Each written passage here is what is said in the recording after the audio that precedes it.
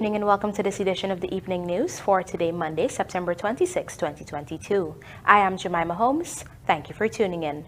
In the headlines tonight, government wants to build major tourism products from sporting events, says President Ali. East Bank Demerara team drowns at creek in Wismar. Government in talks with West Dem residents to acquire properties for gas-to-shore pipeline. Guyana making progress in setting up CLE-approved law school. Blairmount Estate foremen return to work.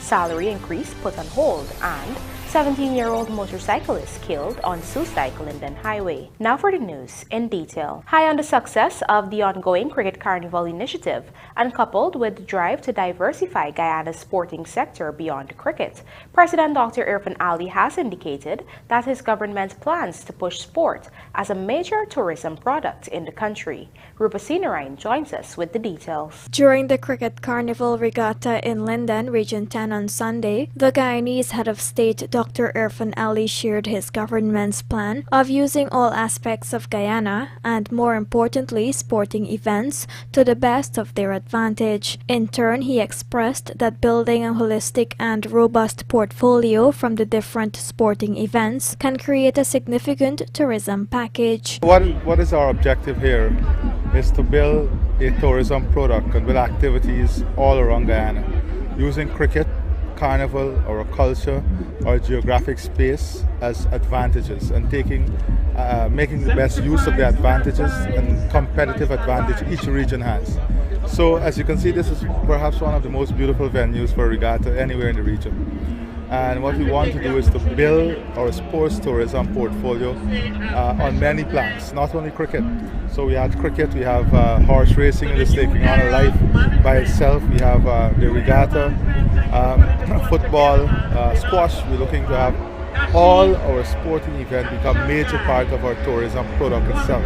Activities such as the regatta, he noted, puts Guyana one step closer to achieving this target. On the other hand, the president divulged that the possibility of having F1 powerboat racing is also being mulled. And this is just the initial stage in building a masterpiece of a product. We're going to work with some international players also to have Formula One racing. You know, the world is going now in terms of regattas, electric boats, and next year the world is going to have maybe the first world championship, and we're working to see how we can be part of that, if we can be part of that. So the whole objective here is to build a product in this region and to showcase also this facility. The head of state said there is the potential to transform the area into a high-end luxury eco-resort and will create another tourism hub in that geographical location. Rupa Sinarain, The Evening News. We now tell you that the People's Progressive Party civic government is in talks with residents on the west coast of Demerara and the west bank of Demerara to acquire their properties and clear a path for the transformative gas-to-shore project. Here is more. On Friday, Attorney General Anil Nandlal, alongside Natural Resources Minister Vikram Bharat, Public Works Minister Juan Edgell, and Head of the Gas-to-Shore Task Force Winston Brassington, met with residents at the West Demerara Secondary School. The path that has to be cleared for the pipeline is in the vicinity of Nouvelle Flanders, West Coast Demerara, to Wales, West Bank Demerara. During the meeting with the residents, the acquisition of their private properties and compensation were discussed. AG Nandlal reassured the landowners that government will be guided by principles of fairness, transparency, fair market value, and compliance with the Constitution. He added too that consensus resolutions will be vigorously pursued. Following the meeting, a team of lawyers has been retained and will be negotiating with each property owner or their legal representatives to reach an agreement. In addition to monetary compensation, the option of being allocated lands elsewhere will also be proposed.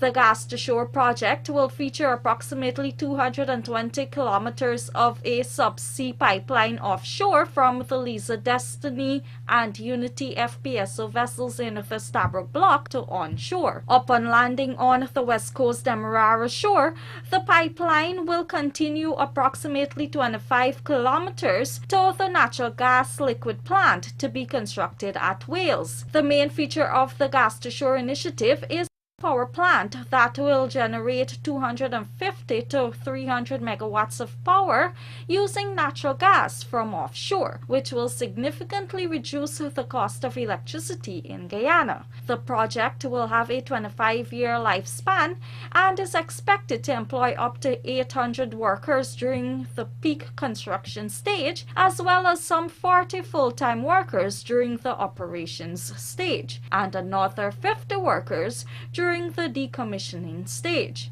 The aim is to deliver rich gas by the end of 2024 for the power plant, while the NGL facility is slated to be online by 2025. Reporting for the Evening News, Vanu Manakchand. A 17-year-old female, Nazana Samaru of Little Diamond squatting area, East Bank Demerara, drowned on Saturday during a family outing. The incident occurred sometime around 17:30 hours at a creek in WISMAR, Linden. According to the police report, the teenager was with her parents and siblings at the creek. Whilst there, she and her 8-year-old brother went swimming. After some time, however, the little boy noticed his sister, who attempted to swim across the creek several times, was missing. He then raised an alarm. The family, along with other public-spirited persons, searched the entire area, during which the body of the teenager was found at the bottom of the creek. Samaru was escorted to the Linden Hospital complex, where she was pronounced dead on arrival. The body is presently lying at the pensioner's mortuary, awaiting a post-mortem examination. After years of delay, progress has finally been made in setting up a law school in Guyana that is approved by the Council of Legal Education. This was the outcome of a recent meeting between top legal and judicial officials in Guyana and the CLE in Barbados. Find out more in this report. In a statement on Sunday, Attorney General and Legal Affairs Minister Anil Nandlal revealed that during the meeting with the Council for Legal Education last week, Guyana presented its case for the CLE's law school to be set up here. He informed the Council that unlike the previous proposal by his predecessor, the current Guyana government is proposing that the law school be a CLE institution to be managed and administered by the Council, but the government will provide the land and buildings based upon the criteria and specifications set by the CLE. It was noted, quote, "This request was favorably considered and the Council made a decision to write the Government of Guyana shortly, informing of this decision and setting out the criteria and other requirements which the government will have to satisfy." Unquote. According to the Attorney General, this initiative merges with the Government of Guyana's commitment to promoting Guyana as an attractive offshore education destination. Nandlal explained that the proposed law school is expected to attract regional and international students while also easing the overloading, particularly at the U Wooding and Norman Manley law schools. At present, the CLE administers legal professional education in the Caribbean through law schools such as the U Wooding Law School, St. Augustine in Trinidad and Tobago, Norman Manley Law School, Kingston, Jamaica, and Eugene DePooch Law School, Nassau, Bahamas. For nearly 3 decades, Guyana has been trying to establish a law school within its jurisdiction, as law students are forced to attend the U Wooding Law School in Trinidad. However, only 25 top law students are allowed each year into the program. Under the AFNU AFC administration, attempts were made to establish the Joseph Oscar Fitzclarence Haynes Law School, but the CLE denied permission in late 2017. Meanwhile, with cost of living in Trinidad deterring many persons from pursuing a legal career, the government of Guyana now offers limited fully funded scholarships to U Wooding Law School. Rupa Sinarain, The Evening News. The Guyana Police Force is on the hunt for a father and son duo who shot at Essequibo Coast twin brothers, killing one of them and injuring the other. Wanted are Sean Thomas, called Troy Richards, and Cutty of Lot 26, Pearl Village, East Coast, Demerara, and his son Akeem Richards, also of Pearl, and of 2nd Avenue Diamond, East Bank, Demerara. On Thursday last, the two men fatally shot 22-year-old Ray Wayne Narine, a miner of Spring Garden, Essequibo Coast, and injured his brother Ron Keem Narine. The incident occurred at Sandhill Landing, Cuyuni River, Region 7. Reports are that the twin brothers were at a shop in Sandhill Landing when the suspects rode up on a motorcycle and began shooting at them. The surviving twin brother had reportedly confiscated a firearm and ammunition from Akeem Richards days before and handed them over to the police. It is suspected that the shooting was a revenge act. Meanwhile, a third person, 30-year-old Rakesh Chunilal, a miner of Good Bananan Land, East Kanji Berbice, was also shot during the attack. He was transferred to the Georgetown Public Hospital, where he underwent emergency surgery. Coming up on the other side of the break, 17-year-old motorcyclist killed on SOESDYKE-LINDEN Highway, and BLAIRMOUNT Estate foremen return to work. Salary increase put on hold. Please stay tuned.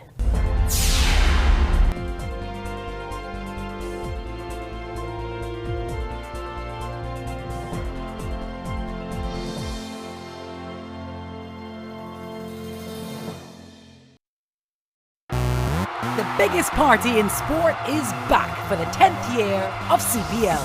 Let's rock and roll, gentlemen. That is magnificent. CPL will be bigger, better and louder than ever, with more sixes, more entertainment and more of the world's best players. That is simply sensational. Oh, yes. Get your tickets now at cplt20.com or at the box office. Join the party. Experience cricket played louder. Are you involved in a violent relationship and feeling hopeless? Does your partner shout at you, call you names, or hit you? Does your partner tell you where to go, who you can talk to, and how long you can stay out? Do you require your partner's approval on what you can wear?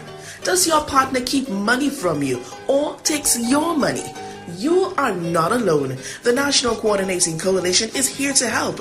Call us on 628-7833 or 637-3319. We offer counseling, health support, and legal guidance to help you move forward. Our services are free and available for all migrants, Guyanese, men and women. Gender-based violence affects not only those who are abused and controlled, but hurts our families and communities. It hurts us all. Together, we can work to end it. A message from NGO National Coordinating Coalition and made possible by the support of the American people through the United States Agency for International Development, USAID.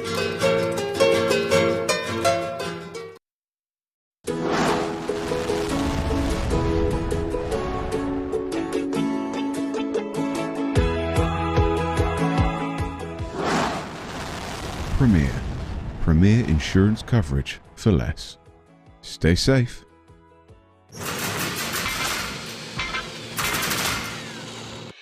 For bid, performance, retention, advanced mobilisation or customs bonds, bond with us. Fuel your success. Call 223-0840 or visit premierinsurance.gy. Premier Insurance. Premier insurance coverage.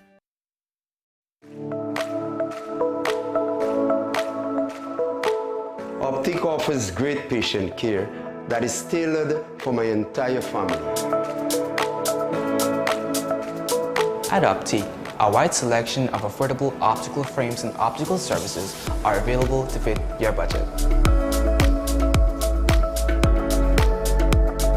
At Optic, my family is provided with comprehensive eye examination and access to their ophthalmology services, all under one roof.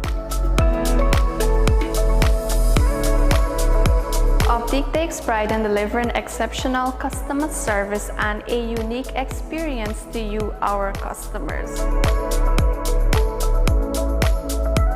Optic Vision Care is a company that is Guyanese born and grown that will help you take care of your precious eyes.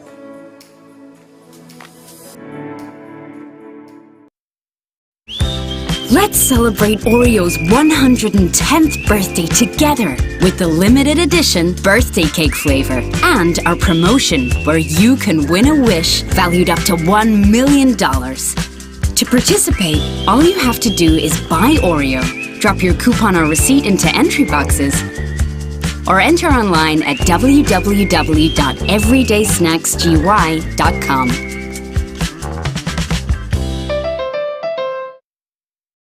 Looking to bring your dream home to reality? Or simply taking on a home improvement project? Then National Hardware Limited is where you should start. Let us put that touch to your home.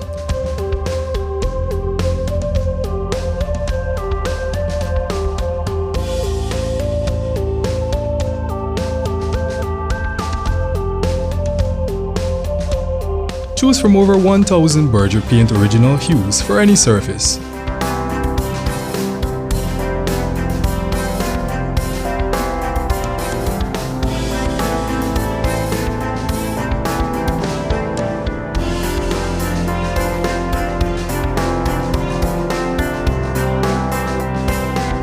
We are known for our trusted brands such as Westinghouse, Philips, Sadco, Rubbermaid, Pyrex, Gibson Home, and so much more. National Hardware Limited, your do-it-best store. Located in downtown Georgetown and industrial site Rhymeville.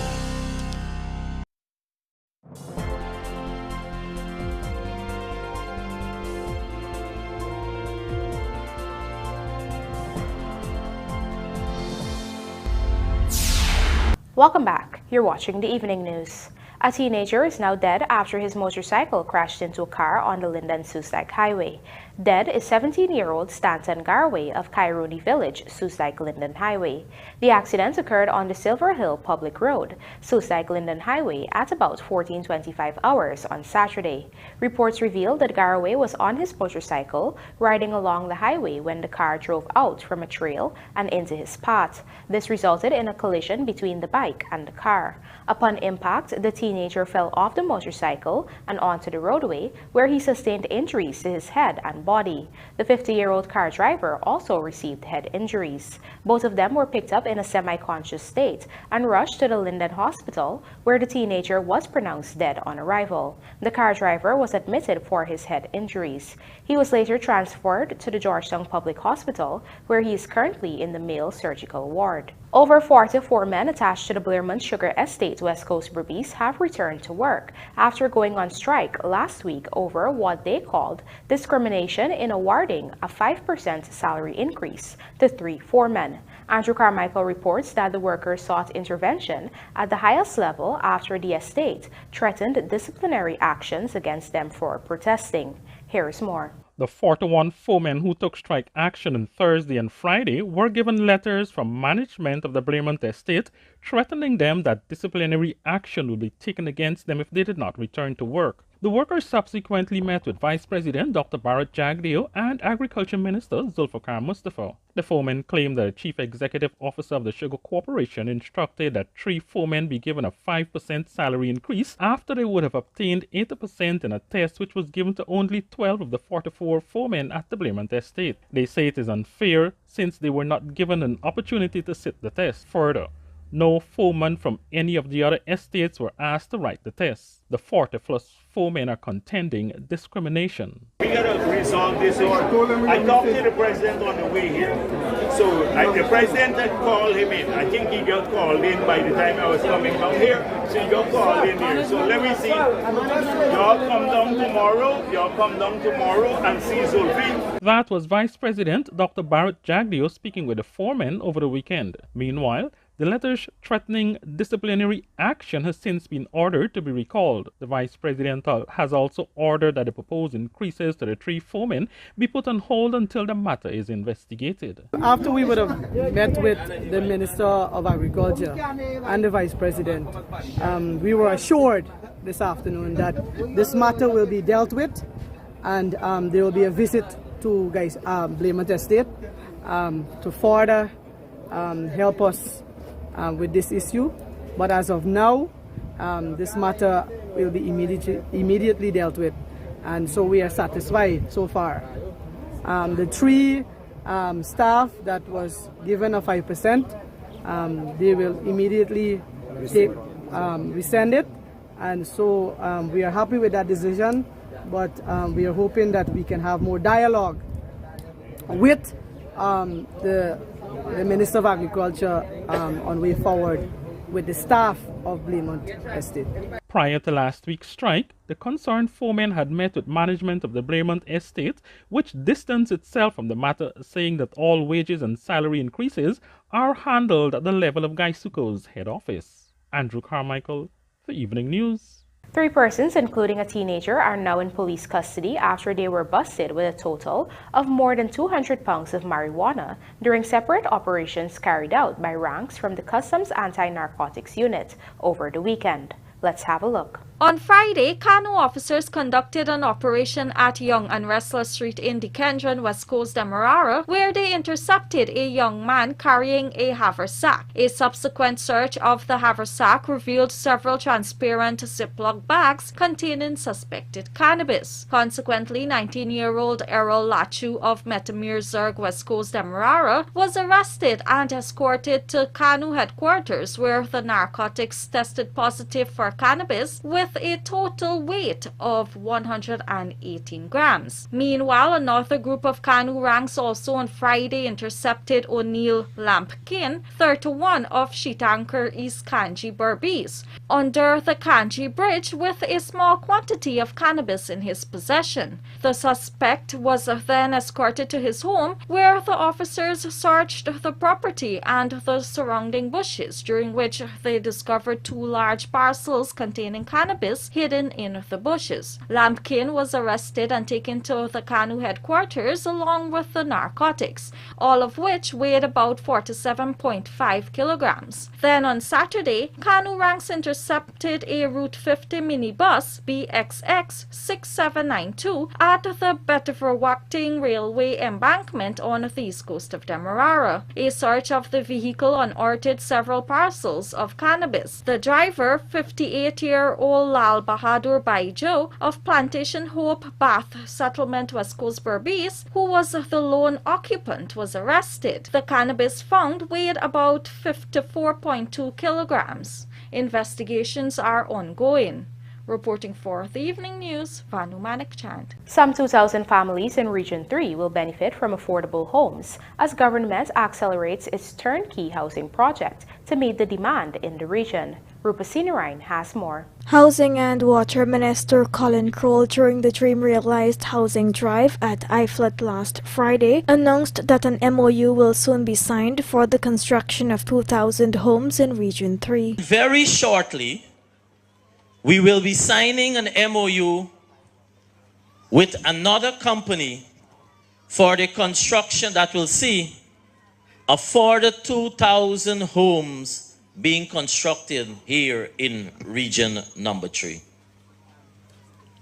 So these investments in Region 3 provide significant opportunities for economic growth and development, not just for the region, but for all of us as citizens, as this region is fastly becoming the hub for new businesses. The construction of these homes will add to the 500 low-income homes to be constructed in the region. An MOU was signed between the Ministry and Republic Bank Limited in July for the financing of the 2-bedroom units, which will cost $5.5 million each. Minister Kroll explained that the first 125 homes under that project will be constructed at Lenora. Works on that project will commence shortly. We'll see the signing for the commencement of the construction of 125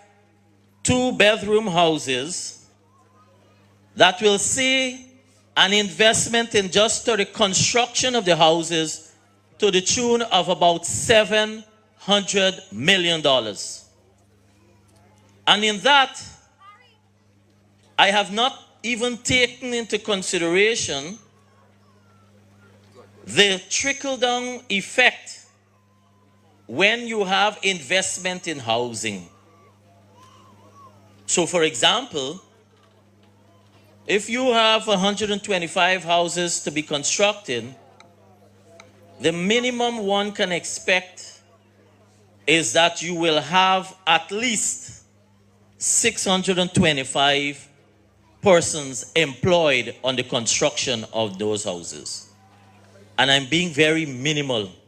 In addition, during the activity, a total of 1,200 house lots were distributed along two areas, Metten-Mirzorg and Stewartville, and allottees were from low to high income categories. Rupa Sinarayan, The Evening News. A Quarantine Region 6 mechanic who is before the court for allegedly raping a teenage girl has been threatening her. Our Berbice correspondent Andrew Carmichael reports that family members say the teenager is scared for her life. Let's have a look. In July, the 30-year-old mechanic was charged for raping a 13-year-old girl between 2020 and April of this year.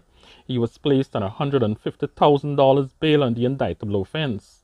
The girl is now 15, and her grandmother says that her younger sister is also scared, saying that she could also be harmed if her sister is attacked while on their way to or from school. The elderly woman told the Evening News that the accused continues to threaten the teenager. When the little girl go to school, morning time, she say how he threaten him, say how he go get what he wants, say he go know what he go get. So the little girl tell me, mommy, say, when he do this, when he been a rape, she been tell, she say, if people know anything about it, that how he go kill she. Say, mommy, say, sometime he come to school, sometimes he come home and he go to school there, or sometimes he come alive. Because she no want go to school. She say, till me no bring him to this school here, and for here catch carrying again. But since my husband there now, my husband I go out with she at morning time, and afternoon 2:30, my husband I go road and make sure he bring she home back. So she's still afraid to go to school. And then this one I go turn out of school too. This one afraid too. Because the threat makes she afraid. The woman has been taking care of her 3 grandchildren since their mother passed away more than a decade ago. She says she has reported the threats to the welfare department and was advised to make a report to the police, which she did on September 15. According to the grandmother, she is also fearful and feels helpless since there is no guaranteed protection for her granddaughter as the threats continue from the accused. The last time he tell me say, even I come out from school, the August, the 20-something August. School wasn't open then? No, August, man. Which day you tell everybody? Well, school open here, right? Yes. She tell me she come out of school, so she see me the car. And so you tell her man you drive away. So she says she not stand up for it, she run pick her car and come away. The woman is of the belief that she's getting no help from officers at the Wim police station. According to her, nothing tangible has been done in relation to her reports of threat. Even more worrying, she added, is the fact that after the initial report of the alleged rape was made, the responsible officer did not take any action. It was not until she made a report to a senior officer in the region that the matter was pursued. Yeah, when we got to the station, the police keep telling me that let me take settlement for the story, that me go lose out because 1 year the people go DPP, you take 1 year to come back, and then you go to court, you take on next 2-3 years to try a case go try, and she go get me data go get big, and me go can talk nothing, and she go dismiss the case, and everything go left just so. Under the Sexual Offense Act, police officers should follow a certain procedure when reports are made of alleged sexual offenses. Andrew Carmichael, The Evening News. And now for a look at the bridge reports. The Demerara Harbor Bridge will be closed to vehicular traffic on Tuesday, September 27, 2022 at 3:30 for a period of 1.5 hours. Meanwhile, the Berbice River Bridge is expected to be closed at 17 hours on Tuesday, September 27, 2022, also for a period of 1.5 hours. And now the local stock exchange market compliments of GASI.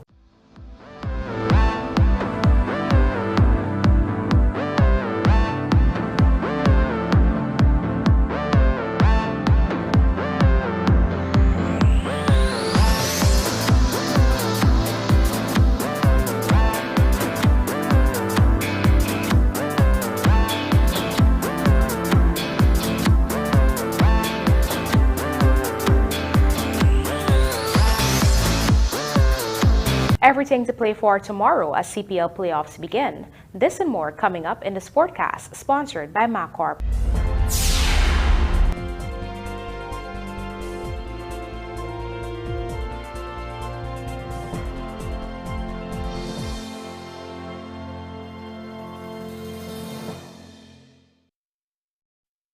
poultry farmers. Save money by cutting down the time it takes to pluck your chickens with the plucking machine from Sylvie's. Now available at affordable prices in 3 sizes: 500, 550 and 600 mm, 110 220 volts, 60 cycles, 1450 RPM.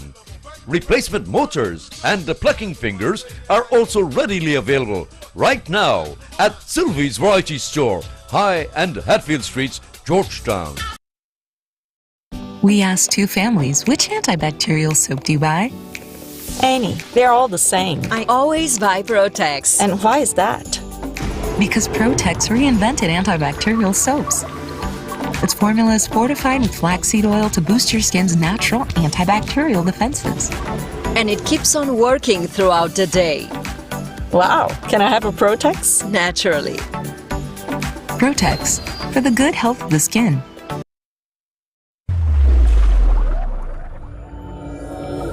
Superbet com certeza a sua melhor escolha. Com mais de 200 jogos online com Superbet, você aposta é para ganhar. Cadastre-se hoje, tá esperando o quê?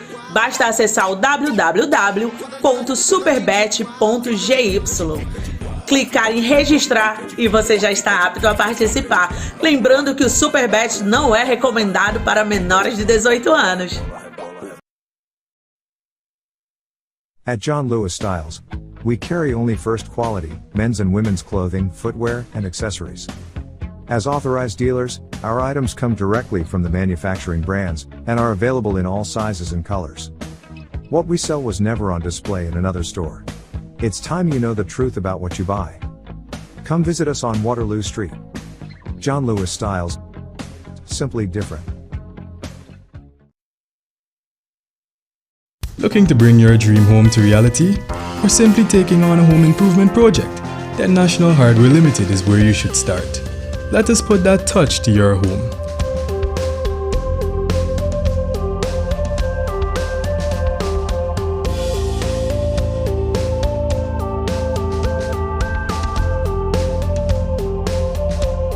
Choose from over 1,000 Berger Paint original hues for any surface.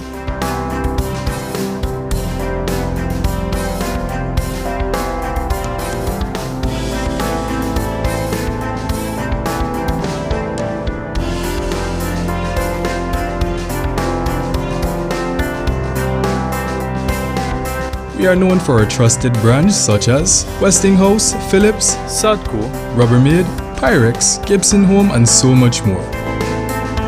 National Hardware Limited, your do-it-best store.